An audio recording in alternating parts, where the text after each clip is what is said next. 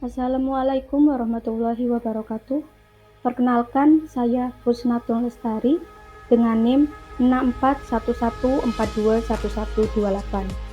Pada video kali ini, saya akan membahas tentang Islam kemodernan dan keindonesiaan bab 21, yaitu mengenai menyegarkan paham keagamaan di kalangan umat Islam Indonesia. Pendahuluan. Jadi, paham atau ide akan mempengaruhi bentuk-bentuk watak sosial para pengikutnya, yang mana kemudian akan mempengaruhi tindakan-tindakan dan tingkah laku hidup. Nah, tindakan-tindakan dan tingkah laku hidup akan memberikan jalan atau memberikan arah kepada jalan nasib. Oleh karena itu, untuk merubah nasib suatu masyarakat, diperlukan perubahan paham atau ide terlebih dahulu di masyarakat yang bersangkutan. Saya setuju dengan ini, karena paham yang dipercaya itu akan sangat mempengaruhi tindakan yang mana juga akan mempengaruhi nasib sebuah kelompok masyarakat. Perkembangan zaman selalu memberikan masukan baru kepada alam pikiran manusia, sehingga pemahaman manusia dalam hal ini Muslim atas prinsip-prinsip ajaran yang terkandung dalam Al-Quran senantiasa berkembang. Tetapi pemahaman yang berkembang itu tidak seluruhnya benar atau tepat. Contohnya ialah paham-paham apologetis modern. Ironisnya, kecenderungan apologetis itu ditemukan lebih kuat di kalangan orang-orang Islam modern, atau mungkin lebih tepatnya orang-orang Islam pseudo-modern, yaitu mereka yang justru mengetahui dan mengecap kenikmatan peradaban modern, baik moral maupun material, tetapi tidak dengan kemantapan kepada diri sendiri, selaku Muslim yang seharusnya beriman dan bertakwa kepada Allah. Prinsip iman. Jadi, Islam adalah sebuah agama yang mana berdasarkan pada Al-Quran dan Hadis. Kemudian, dengan percayanya mereka terhadap Al-Quran dan Hadis akan membentuk suatu paham, yang mana seperti kita tahu, paham itu mempengaruhi sikap dan tindakan-tindakan manusia. Islam secara harfiah berarti percaya.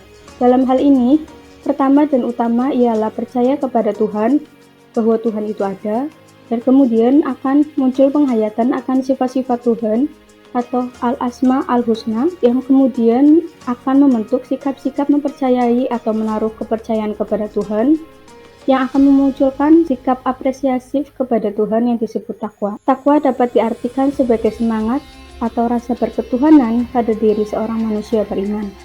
Takwa ditumbuhkan dan diperkuat dengan kontak-kontak atau zikir kepada Tuhan. Iman dan takwa adalah sesuatu yang bersifat spiritual dan ruhani. Mereka berada pada diri paling intrinsik seseorang, yaitu kemurnian dan keikhlasan. Kemudian nilai-nilai religius sifatnya sangat individual, dapat berbeda setiap orang dan tidak dapat dipaksakan dari luar. Hanya Tuhanlah yang dapat mengetahui dan menilainya. Hal ini sangat jelas karena kita sebagai manusia tidak dapat mengawasi seseorang selama 24 jam ataupun mengetahui hati seseorang secara penuh, sehingga kita tidak mungkin untuk menilainya. Kemudian dapat dirasakan namun tidak dapat diterangkan secara sempurna karena keterbatasan rasio bahasa lisannya. Prinsip amal saleh.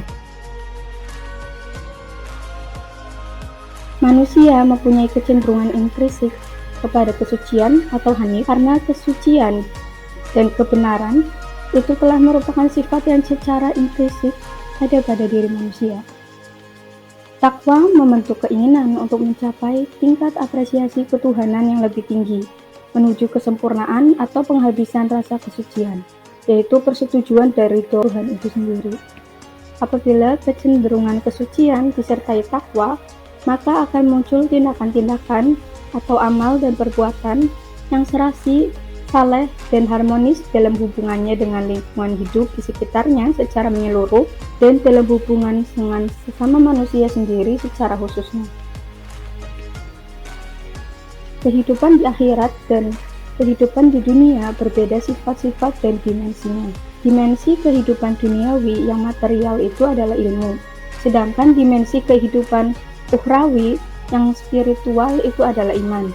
Perbedaan dimensional antara kedua jenis kehidupan itu sejajar dengan perbedaan dimensional antara iman dan ilmu.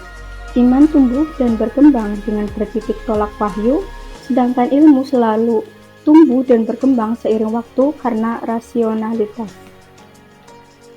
Meskipun kedua aspek kehidupan itu mempunyai dimensi-dimensi yang berbeda, sehingga cara pendekatan, penggarapan, dan pengembangannya pun berbeda, namun sejalan dengan fitrah manusia, seseorang harus berusaha mencapai tingkat setinggi-tingginya dalam kehidupan dunia dan akhirat. Usaha itu dilakukan dengan amal saleh, yaitu kegiatan berbudaya yang serasi antara segi duniawi dan ukhrawi. Dengan menyertakan iman dan ilmu, manusia akan mampu melaksanakan amal saleh serta mencapai tingkat kemanusiaan yang paling tinggi. Cita-cita keadilan sosial. Cita-cita yang amat kuat dalam Islam yaitu cita-cita mewujudkan keadilan sosial yang mana merupakan bagian dari amal saleh. Dan dalam keserasian dunia itu, terliputi pula keserasian dalam lingkungan alam dan lingkungan sosial sesama manusia. Kehidupan serasi atau saleh antara manusia ialah kehidupan yang diliputi perdamaian, kesejahteraan, dan keselamatan. Kehidupan serasi itu tidak akan tumbuh dengan sendirinya. Ia memerlukan kondisi-kondisi yang dapat menumbuhkannya. Salah satu kondisi yang terpenting ialah adanya keadilan sosial yang mana menyangkut bidang ekonomi. Hubungan ekonomi antar sesama manusia tidak boleh ada tindas menindas atau exploitation of man by man. Dalam Al-Quran disebutkan bahwa harta kekayaan adalah titipan Tuhan, yang mana dalam harta orang-orang kaya itu ada hak-hak orang-orang miskin. Ditegaskan bahwa manusia tidak akan memperoleh kebajikan sebelum ia bersedia mengorbankan sebagian harta yang dicintainya untuk orang banyak. Cita-cita keadilan sosial ini sangat manusiawi sifatnya, sehingga ia dimiliki oleh seluruh manusia dalam bentuk dan manifestasinya yang berbeda-beda. Di antaranya adalah pemikiran-pemikiran guna menemukan jalan melaksanakan keadilan sosial atau perjuangan-perjuangan guna mengusahakan dengan sungguh-sungguh pelaksanaan keadilan sosial dalam kehidupan nyata. Apologi negara Islam. Negara Islam sebagai salah satu bentuk paham keagamaan di kalangan umat Islam pernah muncul dengan kuat sekali pada masa-masa yang lalu. Timbulnya gagasan negara Islam itu adalah suatu bentuk kecenderungan apologetik. Setidak-tidaknya, apologi itu tumbuh dari dua jurusan. Yang pertama ialah apologi kepada ideologi-ideologi barat atau modern seperti demokrasi, sosialisme, komunisme, dan lain sebagainya. Ideologi itu sering bersifat totaliter, artinya bersifat menyeluruh dan secara mendetail meliputi setiap bidang kehidupan, khususnya politik, sosial, ekonomi, budaya, dan lain-lain. Apologi kepada ideologi-ideologi modern itu menimbulkan adanya apresiasi yang bersifat ideologi politis kepada Islam dan kemudian membawa ke cita-cita negara Islam. Sebagaimana terdapat negara demokrasi, negara sosialis, negara komunis, dan lain sebagainya. Yang kedua ialah legalisme, yang membawa sebagian kaum muslim ke pemikiran apologetis negara Islam, di mana umat Islam berharap dapat menunjukkan aturan-aturan dan hukum-hukum lainnya.